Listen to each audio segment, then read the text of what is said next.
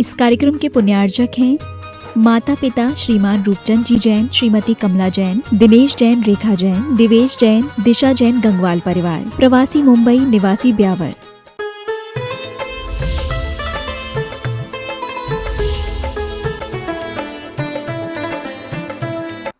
आचार्य समंतभद्र स्वामी का बेजोड़ यह है ग्रंथ, जिसमें एक नहीं 24 तीर्थंकरों की स्तुति करने का सुअवसर हमको प्रतिदिन प्राप्त होता है। गुरुदेव भी 3 बार इसे प्रतिदिन करते हैं। अपन भी इसको कंठाग्र करें। आप लोग प्रतिदिन हम इसका उच्चारण आपको करवा रहे हैं। हाँ, एक एक भगवान का याद करते जाएंगे तो हो जाएगा, अन्यथा कुछ भी नहीं। तो इसलिए आप इसको कंठाग्र करें। कल अपन ने भगवान सुपार्श्वनाथ भगवान की स्तुति करते हुए एक कारिका के माध्यम से जाना कि अलंग शक्तिर भवितव्य तेयम, होनहार को कोई टाल नहीं सकता है। लेकिन इस बात को कुछ लोग, सुन रहे हो निर्मल जी, कुछ लोग इस प्रकार से ले लेते हैं कि जो जो देखी वीतराग ने सो होसी वीरा रे, होनी तो होकर रहेगी। इसलिए जो जो वीतराग ने देखी वो वैसा ही होना है। इसलिए हम क्यों पुरुषार्थ करें, क्यों मुनि महाराज बने, क्यों त्यागी व्रती बने। तो उसके लिए आगे की लाइन उसने सुनी नहीं। क्या क्या देखी वीतराग ने, तू क्या जाने वीरा रे। उन्होंने क्या देखा ये तू जानता है क्या? या तो तू ही सर्वज्ञ हो गया, जान ही रहा है। तुम तो बोला ने कि भैया हमारा तो बस अब ये इसी में ही ठीक है, हम तो जो है भगवान को यही मंजूर है। इसका मतलब तुम सर्वज्ञ हो गया जो तुमने ऐसा बोल दिया। तो यहां पर वो कहते हैं अहंकार न आए हमारे अंदर में, इसलिए अलंग शक्तिर भवितव्य तेयम, होनहार को आप भाग्य को लेके आ जाओ। कर्म ऐसा ही है, ये कर्म मिटता नहीं। अहंकार को तिलांजलि देना है, अहंकार को छोड़ना है, और इसके लिए सूत्र दे दिया। लेकिन आज के इंसान की स्थिति, उस गाड़ी के नीचे वो कुत्ता चल रहा है और वो बोलता है इस गाड़ी को मैं चला रहा हूं, यदि मैं नहीं चलूं तो गाड़ी नहीं चले। और ऐसा हुआ संयोग से कि गाड़ी रुकी, कुत्ता रुका और गाड़ी भी रुक गई। अब तो बस मैंने बोला था ने, मैं चल रहा हूं तो गाड़ी चल रही, मैं रुका तो देखो गाड़ी भी रुक गई। ऐसे आदमी को कोई नहीं, ये भ्रम है। अलंग शक्तिर भवितव्य तेयम, तू क्या करने वाला है, तेरे हाथ पांव में दम ही नहीं जो तुम कर लेगा। ऐसी स्थिति में उसको समझाया जा रहा है। छिपकली होती है, मैंने इस छत को संभाल रखा है, नहीं तो ये छत गिर जाएगी। एक बार ऐसा हुआ, एक चींटी बहुत तेजी से दौड़ते हुए जा रही थी। तो दूसरी चींटी ने पूछा, बहन बहन कहां जा रही हो इतनी तेजी से? तो वो बोलती है, मालूम नहीं, अभी अभी हाथी का एक्सीडेंट हो गया, उसको मैं खून देने जा रही हूं। आज का इंसान यही है, वो अपनी कुवत देख नहीं रहा। कल हाइकू मैंने आपको दिया था कि हद कर दी बेहद छूने लगे, हद कर दी बेहद छूने उठे, कद तो देखो। आचार्य श्री ने कहा कद तो देखो, कहते ना अपनी औकात तो देखो। हम कहां से यानी उसको कर पाएंगे, अपनी गिरबान में झांक के देख लो, सब ऐसा ही है। और दूसरी कारिका में बहुत अच्छी बात कहा कि दुख से आदमी कष्ट नहीं पा रहा, दुख से आदमी कष्ट नहीं पा रहा, वो स्वयं दुखी हो रहा है। समझ में आ रहा है? सिर दर्द होता है तो उससे आपको कष्ट नहीं होगा जब तक आप उसको अनुभव नहीं करेंगे। समझ में आ रहा है? अब चोटा लगाती है, सुबह सुबह मान लीजिए पड़जान करना है, महाराज जी का आहार बनाना है। अब उस समय यदि सिर में दर्द भी है, बुखार भी है, आपको समझ में आता है? वो तो नहीं आता महाराज, वो 10 बजे बाद में समझ में आता है, यदि महाराज नहीं आते तो। समझ में आया? बेटी का ब्याह है, सब भूल जाता है आदमी। तो आचार्यों ने कहा कि कष्ट के कारण दो, भय और आशा। भय और आशा। विवेति मृत्योर ततोस्ति मोक्षो, कल आया था कि ये डर क्यों, इसको जो डरता है ना, इसी कारण से मोक्ष की प्राप्ति नहीं होती। समझ में आ रहा है? डर रहा है मैं कहीं गिर नहीं जाऊं, गिर नहीं जाऊं, गिर नहीं जाऊं, तो गिर ही जाता है। मुझे कहीं बीमारी नहीं हो जाए, रात का पानी तो छोड़ दिया मैंने, रात का पानी तो छोड़ दिया मैंने, रात का पानी तो छोड़ दिया। वो 24 घंटे यही संकलेश करता रहेगा तो वो जरूर बीमार होगा। समझ में आ रहा है? अरे कुछ नहीं होगा। मुनि महाराज तो एक बार भोजन करके भी अपना शरीर चला रहे। आयु कर्म है तो कुछ होगा नहीं, और आयु कर्म नहीं है तो तुम 4 बार नहीं, पुलिस नलियां ठुसवा लेना, फिर भी उसके बाद में भी फिर भी चला जाएगा। समझ में आया?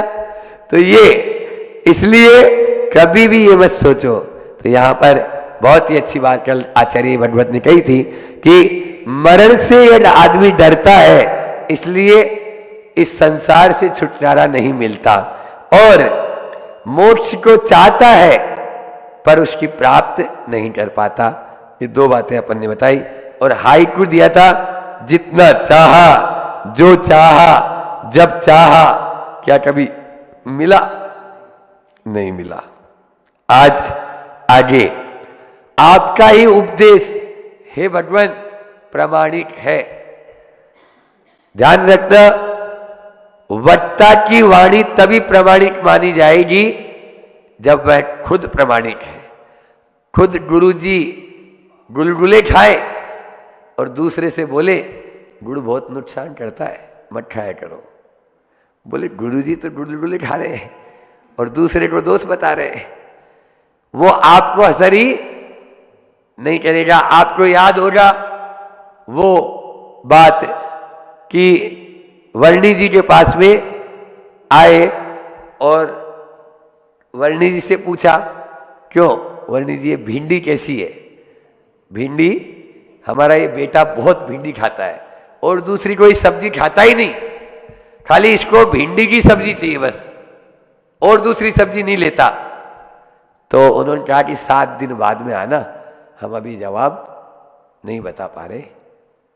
और फिर उसके बाद में 7 दिन बाद में आए तो तुरंत उस बेटे से बोला, बेटा भिंडी मत खाया करो, रोज रोज भिंडी क्यों, और दूसरी सब्जी भी खाया करो।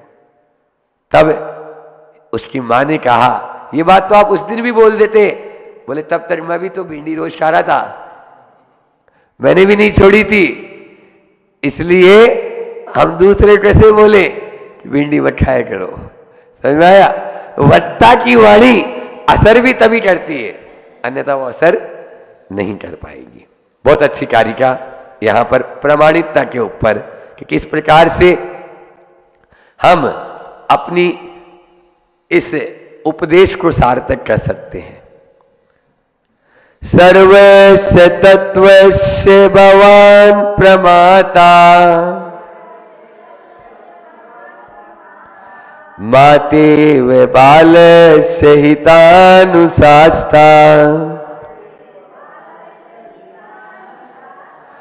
गुणावलोकस्य जनस्य नीता,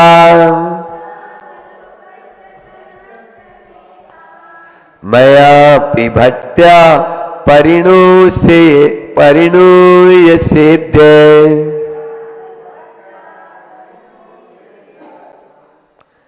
भगवान, हे भगवान, आप सर्वस्य तत्वस्य समस्त जीवादि पदार्थों को आपने क्या किया? प्रमाता, माता नहीं, प्रमाता, प्रकृष्ट रूपेण माता इति प्रमाता, अच्छी तरह से सुष्टु रूप से संशय आदि विपर्यास से रहित होकर जान लिया। आपने समस्त पदार्थों को अच्छे रूप से जान लिया, ज्ञाता है। बालस्य मातेव हितानुशास्ता, संतान को उदाहरण दे लो, कितना अच्छा दे रहे हैं। संतान को मातेव, जैसे माँ होती है ना, अपने बेटा बेटी को हितानुशास्ता, हित का उपदेश देती है। कोई अपेक्षा रखती है क्या? बोलो।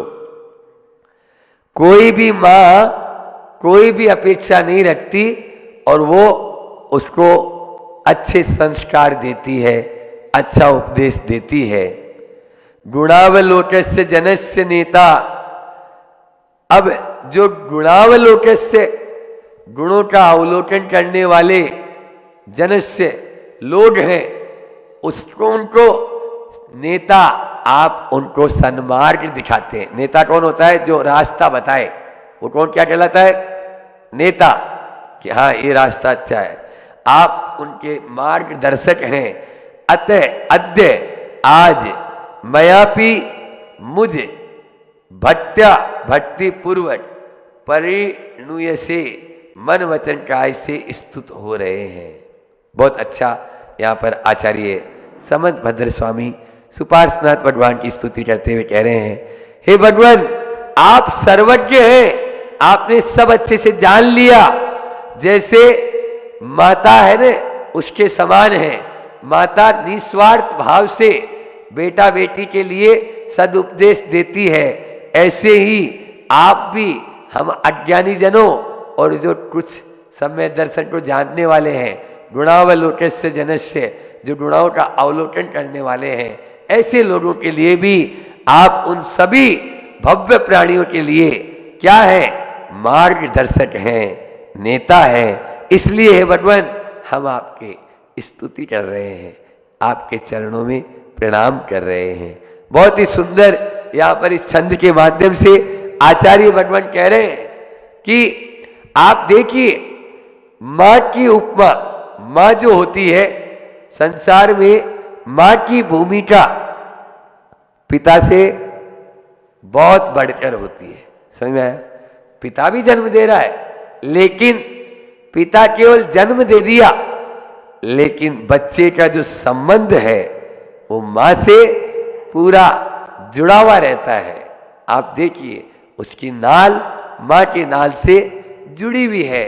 उसी के माध्यम से वह खाना पीना जो था पहले पेट में किया, और बाद में भी वह माँ के द्वारा जो संस्कार दिए जाते हैं वही आगे बढ़ पाते हैं। क्योंकि माँ होती है, वह संतान के लिए बहुत कुछ करती है।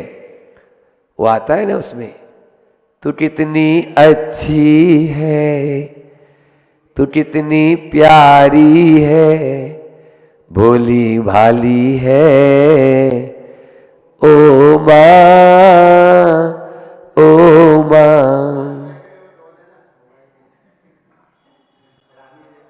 हाँ, रिंगटोन है उनकी। अच्छा बहुत अच्छा।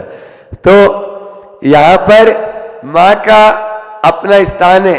वो खुद गीले में सोती है, लेकिन अपनी संतान को सूखे में सुलाती है। खुद भूखी रह जाती है, लेकिन अपनी संतान को पहले हाँ भोजन देगी, भोजन खिलाएगी। आप देख लीजिए, माँ का रोल अलग ही है। माँ जो है, आप संसार में कहीं पर भी चले जाओ, जब कभी भी आपको कोई कष्ट होगा तो सबसे पहले पीड़ा किसको होगी? बोलो। बड़ा भी हो जाएगा ना, उसके पोता पोती हो गए, तो भी माँ को जो कष्ट होगा वो नहीं। लेकिन क्या करे, आज के बच्चों की हालत बड़ी विचित्र है।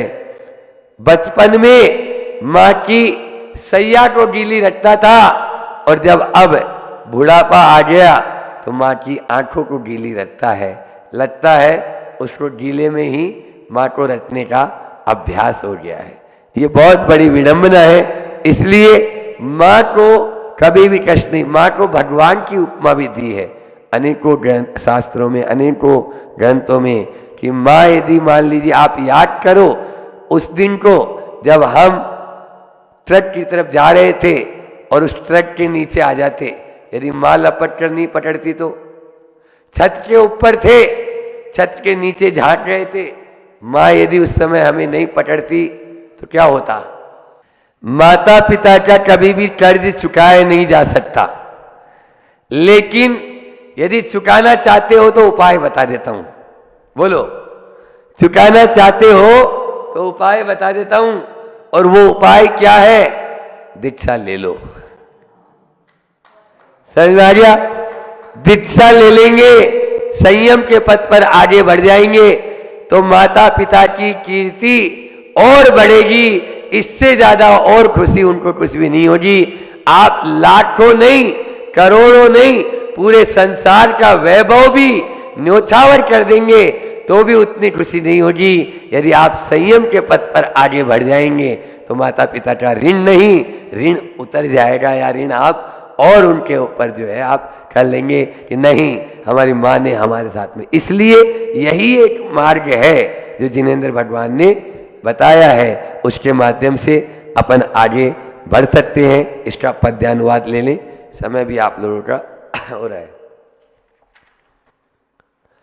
धर्म रत्न की गवेषणा में निरत जनों के नायक हो, जननी सम जड़ जन के हित प्रभु सदुपदेश के दायक हो। सकल विश्व के जड़ चेतन में सकल तत्व के गायक हो।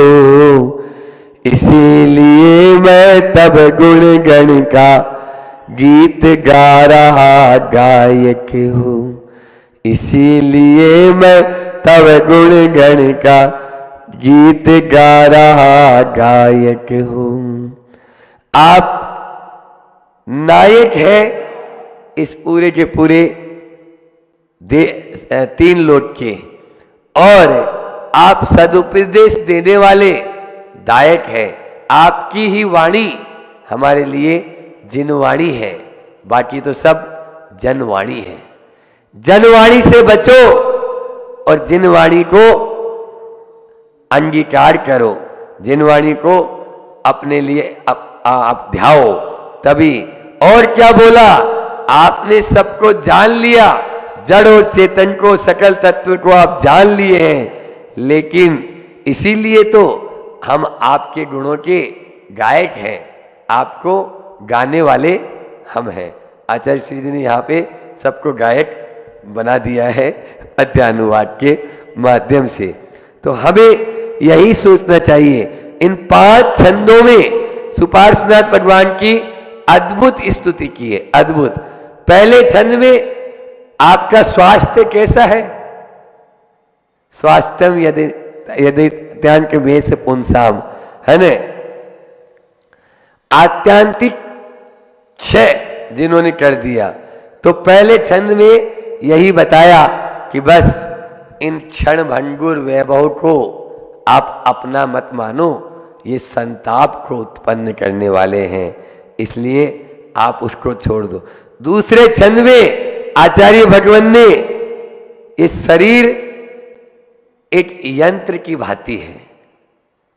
जैसे यंत्र चलाने के लिए आदमी की जरूरत है, वैसे ही इस शरीर का महत्व तभी तक है जब तक इसके अंदर मशीन है। मशीन गई, कोई मतलब का नहीं रहा। अजंगमम जंगमने यंत्रम, ऐसा आचार्य भगवान ने वहां पर दिया। और तीसरे श्लोक में यहां पर अलंग शक्तिर भवितव्य तेयम, होनहार को कोई टाल नहीं सकता। और चौथे उसमें दिया कि मरण से डरो मत। हाँ, अब तो वेलकम तो बहुत कहते हो, वेल गो कहना सीखो।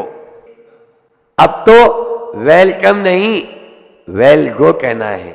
हाँ, वेलकम तो बहुत बोला, और आज इस अंतिम उपसंहार के रूप में आचार्य श्री जी ने सुपार्श्वनाथ भगवान की स्तुति का कारण बताते हुए कहा, हम आप ही की स्तुति करेंगे क्योंकि आपने मां के समान हमको उपदेश दिया है कि बेटा इधर मत जा, ये रास्ता खराब है, इधर चले जा, ये रास्ता अच्छा है, ऐसा मत कर, तुझे देख पाप का बंद होगा, ऐसा कर ले पुण्य का बंद होगा। ये कौन ने बोला? हे और उपादेय, ये सन्मार्ग किसने बताया? बोलो ना, सुपार्श्वनाथ भगवान ने। इसीलिए हम उसी मार्ग पर चलना चाहते हैं और उन्हीं की वाणी प्रमाणिक है। आचार्य श्री जी का बहुत अच्छा हाइकू कि कर्तव्यमान ऋण रणांजन को पीठ नहीं दो। कर्तव्यमान ऋण रणांजन को पीठ नहीं दो। ये बताओ, युद्ध के मैदान में से कोई भागे अच्छा माना जाता है क्या? अभी अभी पढ़ के आए अपन, अभी क्या पढ़ा है? द्रौपदी ने कहा तू घबरा मत पद्मनाम राजा से, तू मत घबरा, जैसे मेरा दिल बड़ा है वैसे ही श्री कृष्ण का दिल भी बड़ा है, खाली एक काम कर ले, क्या? साड़ी पहन ले और चला जा, बस यही तेरा पनिशमेंट है। और फिर उन्होंने उसका नाम भी बदल दिया कि नहीं। तो कर्तव्य को आप पहले देखें, हमारा कर्तव्य क्या है, समझ आ रहा है? आप लोग क्या समझते हो? अब समय हो गया, नहीं तो आप लोग ये समझते हो बेटा के बच्चा हो जाए ये मेरा कर्तव्य है, उस बच्चे का जापा कर दूं ये मेरा कर्तव्य है, उसको खिला दूं पिला दूं ये मेरा कर्तव्य है। बहू ना, अब बहू को कौन देखेगा भैया, हम यदि चले जाएंगे तो ये मेरा कर्तव्य है। अब पति है भैया, पति देव को कौन संभालेगा, बुढ़ापे का शरीर है, ये मेरा कर्तव्य है। कर्तव्यमान रणांजन को पीठ नहीं दो। आप लोग पीठ दे रहे हो, समझ आ रहा है? ये असली कर्तव्य नहीं है। असली कर्तव्य ये है कि मुझे करना क्या है। सुपार्श्वनाथ ने कहा हे है उसको छोड़ दे और जो उपादेय है उसको अंगीकार कर ले, ये तेरा कर्तव्य है। यदि इस कर्तव्य को समझ जाएगा तो तेरे लिए मार्ग प्रशस्त हो जाएगा, आगे मोक्ष की ओर मंजिल आसान हो जाएगी। आसान हो इसी भावना के साथ अहिंसा परमो धर्म की आचार्य गुरुवर विद्यासागर जी महामुनि राज्य की। एल्कोलाई फेनोक्सीएंथोल्स, ये बर्तन धोने की साबुन लिक्विड में होता है, आंखों में जलन देता है, कॉर्निया को नुकसान पहुंचाने वाला है, स्तन कैंसर को देने वाला है। कोक ओमिडो डी, ये क्या है? नारियल के तेल से बनता है, केमिकल साबुन लिक्विड में क्रीमी टेक्सचर और झाग के लिए ये डाला जाता है, परंतु ये भी क्या करता है? त्वचा के रोग को देने वाला है। ग्लाइकोल ईथर, ये भी डाला जाता है जो कि नार्कोसिस प्राइमरी एंडीमा मतलब यकृत और गुर्दे को कैंसर को दिलाने वाला है। सब एक एक बातें बता रहा हूं आपको। पथल तेज, ये रसायन साबुन को लचकदार बनाता है। लचकदार जो बनता है ना वो इसी से बनता है, अस्थमा, मोटापा, प्रजनन से संबंधित बीमारियों को देता है। फॉस्फेटस, ये केमिकल जो नोसी डायरिया स्किन मतलब इससे भी इंटरनेशनल अंदर के जो है ऑर्गन्स उसको नुकसान पहुंचाने वाला है। और अंतिम और आखिरी इथोनाइलेट कंपाउंड, ये जो है ये भी अंदर जैसे ही पहुंचता है तो अनेक प्रकार की बीमारी। तो फिर क्या करें महाराज जी, ये बर्तन ही नहीं मांजे क्या? बर्तन मांजो। अगर आप बर्तन मांज भी रहे हो और आपको कोई ऑप्शन नहीं, तो मैं यही कह रहा हूँ कि इनके कारण जलन होगी, सूजन होगी, बीमारियाँ होगी, तो कम से कम बर्तन को देखो उसकी सुगंध चली जाए। कम 5 से 7 बार साफ पानी से धो लो, 5 से 7 बार साफ पानी से, स्वच्छ पानी से धो लो, ताकि उसकी सूंघ लो कि कहीं वो विम की सुगंध उस बर्तनों में तो नहीं है। अगर वो है तो आपके शरीर को नुकसान देगी। सबसे अच्छा तो इनको उपयोग ही नहीं करो, और कर भी रहे हो तो फिर क्या करना है? बहुत अच्छा ईंट का चूर्ण होता हैगा। और आपको ऑप्शन देता हूँ, बहुत अच्छा ऑप्शन देता हूँ, वो अगर शरीर में भी पहुँच गया तो फायदा देगा। रीठे का पाउडर, आप रीठे का पाउडर यूज़ करो, रीठा ले लो और रीठे के पाउडर से आप यूज़ करोगे तो बहुत अच्छी बात है। आपको राख मिल जाए तो और अच्छा है, ईंट का चूरा मिल जाए तो और अच्छा है, मार्बल का चूरा मिल जाए तो और अच्छा है। नहीं तो अब आपको लगता है कि हमारी पाइप में घुस जाता है और हमारी पाइपलाइन बंद हो जाती है, तो सबसे शुद्ध, लाभकारी, और वो आप यूज करोगे ना रीठा, उससे फायदा क्या होगा, आपके शरीर में भी जो है, हम जब लू लगती है तो रीठे से धोया जाता है, बहुत फायदेकारी है वो रीठा। आप अपने बर्तन रीठे को पाउडर फॉर्म में लो और रीठे को लो और रीठे को उससे आप ब्रश में लो, उससे धो, तो बहुत अच्छी बात है, ताकि आप बच सकते हैं अनेक प्रकार की बीमारियों से। आज हमने आपके सामने एल्यूमिनियम की बात भी रख दी, आज आपके सामने नॉन स्टिक बर्तन की बात भी रख दी, प्लास्टिक की बात भी आप लोगों को बता दी कि इस प्रकार से ये है, और इसको धोने के लिए जो साबुन है उसके विषय में भी पूरी जानकारी आपके बीच में रख दी। अगर थोड़ी बहुत भी बुद्धि चलती हो, आपकी विवेक हो, तो बचने का आप प्रयास करना, जितना आप बचोगे उतना अच्छा है, नहीं तो फिर आप कर तो रही हो, और नहीं तो कम से कम इतना तो कर दो, त्यागी वृत्ति और साधु को बचा लो कम से कम। आपको जो हो सो हो, लेकिन साधु और त्यागी वृत्ति को कम से कम स्वस्थ रखना, प्रशस्त रखना, उनकी साधना कराना है, तो कम से कम वहाँ पर शुद्ध भोजन जहाँ बन रहा है वह इनका उपयोग ना हो, इतना हमारा आप लोगों से निवेदन है। हो जाए तो बहुत अच्छी बात है। इसलिए आज विषय को छोड़कर दूसरा विषय हमने ले लिया। हमने कहा चल तो रही है तीर्थंकर बनने की बात, लेकिन जब चल रही थी और अपने 20-25 दिन से हिंसा का तांडव, उस पर अपन चर्चा चली, लेकिन ये बीच में ये चीज़ें मिल गई, वो आपको आज हमने रख दी, और रविवार है, दूसरे लोग भी आए, तो इसलिए दूसरी बातें भी हो गई। अच्छा, इसी की बात को रखते हुए मैं अपनी बात को विराम करूंगा छोटी सी। अभी हाल महाराज जी ने कहा तो उस पर याद आ गया कि आचार्य श्री जी की जो क्या होती है कि बिजीनेस, वास्तविकता में ये जो गुण था, एक बार पहले भी बता चुका हूँ, आचार्य श्री गुण अभी का नहीं है, आचार्य श्री का गुण बचपन का है। बचपन से उन्होंने अपने आप को इतना बिजी रखा, इतना बिजी रखा कि सुबह से लेकर रात तक की पूरी दिनचर्या उनकी फिक्स थी। वो सुबह उठते थे 5 बजे और 5 बजे 10 बजे तक पूरा, सुबह विद्यालय जाते थे, विद्यालय 7 बजे जाते थे, फिर उसके बाद आते थे 11 बजे, 11 बजे विद्यालय आए, भोजन किया, उन्होंने उनको भैंस आदि थी, उनको भैंस आदि को पानी पिलाने ले गए, फिर 2 बजे गए विद्यालय और वहाँ गए, 5 बजे आए, फिर मंदिर पहुँचे, मंदिर पहुँचने के बाद वहाँ पर स्वाध्याय किया, स्वाध्याय कराया, रात को 10 बजे आए, सो गए। और इसलिए ही बोल रहा हूँ मैं बात को, पूरे अपने आप को उन्होंने बिजी कर रखा था, कहीं भी अपनी दिनचर्या में 2 मिनट का भी किसी के लिए कोई समय नहीं, और समय है तो सिर्फ काय के लिए, शुभ उपयोग के लिए, शुद्ध उपयोग के लिए, अच्छी बातों के लिए, ये उनके लिए समय था। और एक बहुत महत्वपूर्ण बात पहले भी बोली, आज फिर बोल रहा हूँ, आचार्य भगवान का वो सब आचार्य भगवान की जय जयकारा बोल रहे हैं, आचार्य भगवान को मानने वाले यहाँ सब लोग बैठे हैं, उनके 2 गुण आपको बताता हूँ। सूर्य उदय के बाद कभी उठे नहीं, सूर्य उदय के बाद कभी उठे नहीं, और दिन में कभी सोए नहीं, और दिन में कभी सोए नहीं। आचार्य भगवान की जयकार बोल रहे हो। वो बचपन से लेकर अभी तक वो सूर्य उदय के, उन्होंने अपने जीवन में हमेशा सूर्य उदय को देखा है, और यहाँ पर बैठे 50% तो मैं कहूँगा आज तक उन्होंने सूर्य उदय ही नहीं देखा होगा। उन्होंने सूर्य उदय को हमेशा देखा है, और हम लोगों ने सूर्य उदय को बहुत कम देखा होगा। और दूसरा, वो दिन में कभी सोए नहीं, और ऐसा कोई भी नहीं होगा जो दिन में नहीं सोया होगा। बोलिए आचार्य भगवान विद्यासागर जी महामुनि राज की। भगवान बनना है, भगवान के बाजू में बैठना है, तीर्थंकर बनने की कला को आत्मसात करना है, तीर्थंकर बनने की हैसियत को प्राप्त करना है। इस विषय को लेकर काफ़ी लंबे समय से अपनी चर्चा चल रही है, और उसके जो प्रमुख बिंदु हैं फिर से रिपीट कर देते हैं, बहुत सारे नए लोग भी आ गए हैं। तीर्थंकर बनना है तो हिंसा का तांडव, बोलो ना, हटाना होगा। आप लोग तो बोल सकते हो। तीर्थंकर बनना है तो झूठ का वमन करना होगा, तीर्थंकर बनना है तो चोरी का दामन छोड़ना होगा, तीर्थंकर बनना है तो कुशिल का जाल तोड़ना होगा, तीर्थंकर बनना है तो परिग्रह का आग्रह छोड़ना होगा, तीर्थंकर बनना है तो जीवन को निर्दोष बनाना होगा, तीर्थंकर बनना है तो सप्तशील की ओर मुड़ना होगा, और तीर्थंकर बनना है तो अष्ट प्रवचन मातृकाओं की ओर झुकना होगा। इस पर चलते हुई चर्चा, प्रथम बिंदु अपना चल रहा है, तीर्थंकर बनना है तो हिंसा का तांडव आपको हटाना होगा।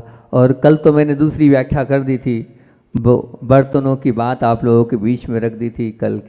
कल विषय से हटकर आप लोगों के बीच में मैंने एल्यूमिनियम के बर्तन और नॉन स्टिक बर्तन और प्लास्टिक की सामग्री और चौथे नंबर पर उनसे जो उनको जो साफ़ करते हैं उन सामग्रियों के विषय में बताया था कितनी घातक है वो आपके लिए। उन सब की चर्चा थोड़ी कल कर दी थी रविवार होने के कारण। और फिर उसके पहले दिन मैंने यही हिंसा का तांडव पे अपन काफ़ी लंबे समय से चर्चा कर रहे हैं। तो उस हिंसा के तांडव में आप लोगों से इंसुलिन कैसे बनती है उसकी वास्तविकता रखी थी। वो इंसुलिन जो गाय से बनती है वो बनती है गाय, बछड़े, बैल और सुअर के पशुओं की पैनक्रियास से। बचने का प्रयास मेडिकल जो आप सिर में जुओं के लिए उपयोग करते हैं, सैकड़ों असंख्या जीव उसके माध्यम से कहाँ सीधे सीधे स्वर्ग लोक, नरक लोक, जहाँ जहाँ आप पहुँचाना चाहते हैं वहाँ पहुँच जाते हैं। वो तो ठीक है, लेकिन क्या उसके कारण आपके मस्तक पर बहुत दुष्प्रभाव पड़ता है। फिर आपसे बात करी थी जिस पानी को आज सभी लोग पी रहे हैं वो कौन सा? फिल्टर पानी, एक्वागार्ड लगाकर। और कौन सा एक और नाम बताया था?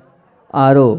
वो क्या है? वास्तविकता में वो पानी नहीं है, वो तो हड्डी के पाउडर से धुला हुआ पानी है। उसी हड्डी, वो गाय और बैल की जो हड्डी होती है उस पाउडर के माध्यम से वो फिल्टर होकर वो पानी आता है। अगर आप पी रहे हैं तो हड्डी का पानी आप पी रहे हैं। इसकी बात भी मैंने रखी थी। सिंथेटिक दूध भी बता दिया था कि उसमें कीटनाशक मिल रहा है, उसमें डिटर्जेंट मिल रहा है, उसमें रीठा मिल रहा है, उसमें अरारोट मिल रहा है, उसमें बमूल की गोंद मिल रही है, उससे ही वो मलाई आदि बन रही। उसकी वास्तविकता भी रख दी थी। और वो बेक पेटिच, बेक समोसा, वो भी आप लोगों के बीच में रख दिया था कि वो समोसे के ऊपर जो करकरापन होता है वो करकरापन काहे से होता है? उस पर अंडे की पालिश होती है, उसी से उसमें करकरापन आता है। बेक पेटिच का समोसा बोलते हैं, इसी से आता है।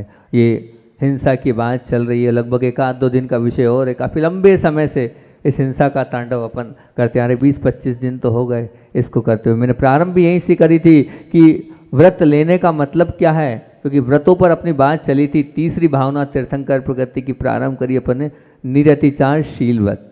निरतिचार मतलब व्रत लेने का मतलब ही क्या है? लगाम लगाना, ब्रेक लगाना, रोकना, दूर हटना। किससे दूर हटना?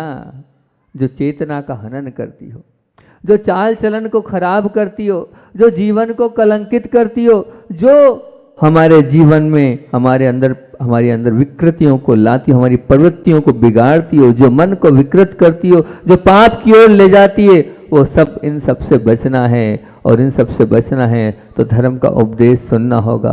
पाप से, सब बोलते हैं पाप से बचो, पाप पर ब्रेक लगाओ, पाप पे विराम लगाओ, पाप से दूर हटो, क्योंकि पाप ही हमारी आत्मा को परमात्मा नहीं बनने दे रहा है। ये है तो, लेकिन कितने आप पाप से मुक्त हो? लगभग 25-30 दिन हो गए इस पाप की चर्चा को करते करते। कितने सारे पाप अपन लोगों ने इसमें चर्चा किए हैं, वो विचार तो करो। एक होता है महाव्रत और एक होता है अनुव्रत।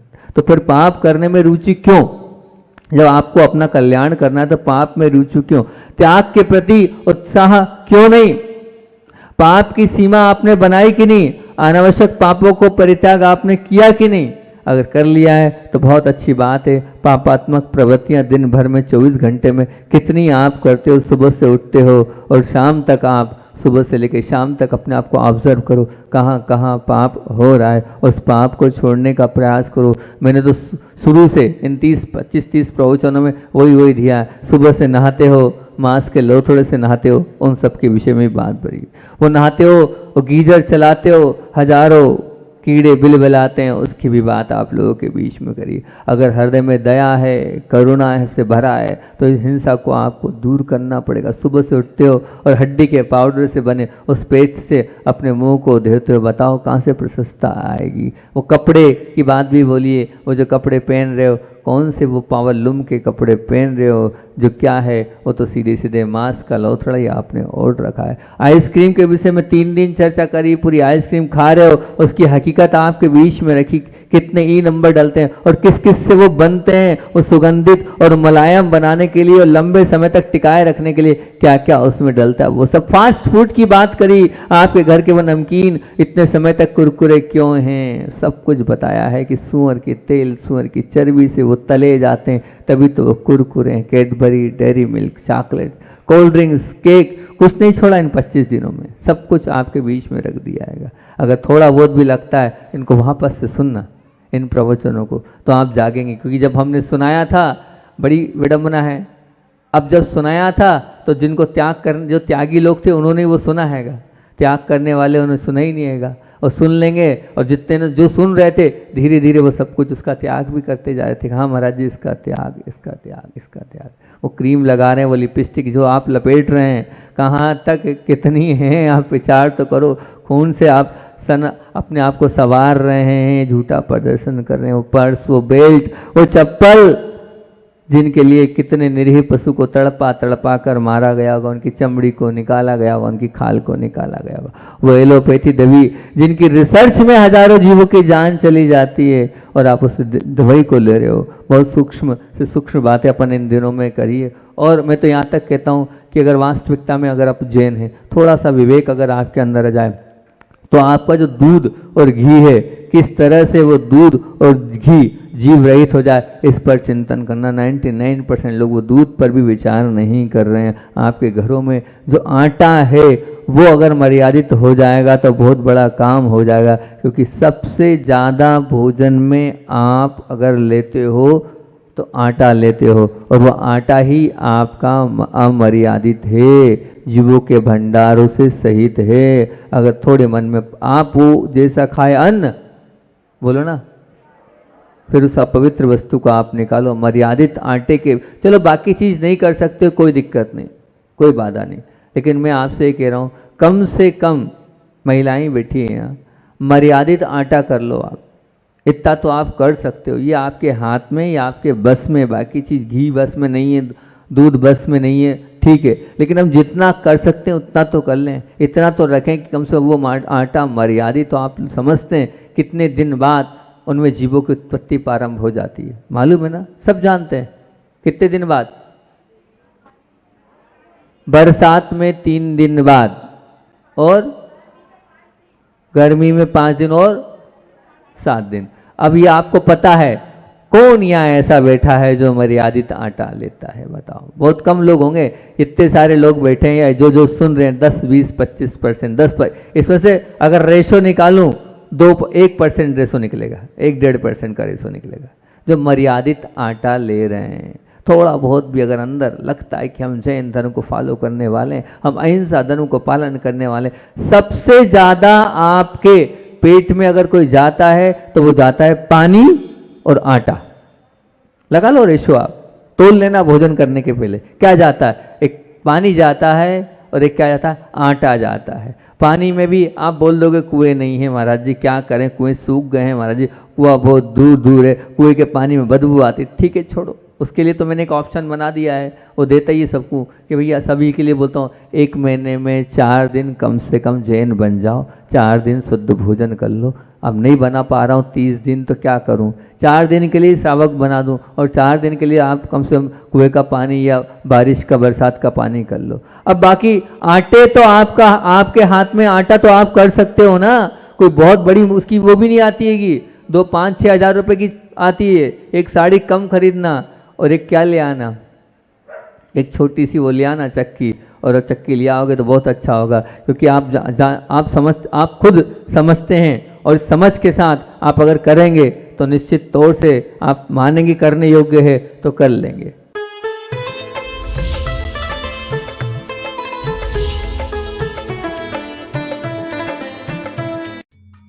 इस कार्यक्रम के पुण्यार्जक थे माता पिता श्रीमान रूपचंद जी जैन, श्रीमती कमला जैन, दिनेश जैन, रेखा जैन, दिवेश जैन, दिशा जैन, गंगवाल परिवार, प्रवासी मुंबई, निवासी ब्यावर।